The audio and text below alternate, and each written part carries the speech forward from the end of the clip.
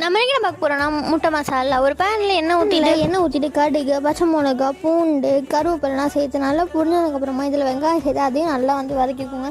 நான் இன்றைக்கி வந்து சின்ன வெங்காயம் சேர்த்துருக்கேன், நீங்கள் வந்து பெரிய வெங்காயம் கூட சேர்த்துக்கோங்க. இப்போது இது நல்லா வதங்கட்டும். வதங்கினதுக்கப்புறமா நம்மள தக்காளியும் சேர்த்துக்கலாம். இப்போ பார்த்திங்கன்னா இது நல்லா வந்து வதங்கிடுச்சு. இப்போ நம்ம இதில் வந்து தக்காளி வந்து நான் வந்து இன்றைக்கி ஒரு தக்காளி சேர்த்துருக்கேன். சேர்த்து இதுவும் வந்து நல்லா வந்து வெந்ததுக்கப்புறம் மசாலா, மிளகாத்தூள், ஜீரகத்தூள், மிளகுத்தூள், உப்பு இதெல்லாம் சேர்த்து நல்லா மிக்ஸ் பண்ணிவிடுங்க. இப்போ பார்த்திங்கன்னா வந்து இந்த மசாலாவோட பச்சை வாசனை வந்து நல்லா வந்து போகணும். இதில் கொஞ்சம் மஞ்சத்தூள் வந்து சேர்த்துக்கோங்க. ஸோ இப்போ இந்த பச்சை வாசனை வந்து நல்லா போனதுக்கப்புறமா நான் வந்து இன்றைக்கி 4 முட்டை சேர்த்துருக்கேன்.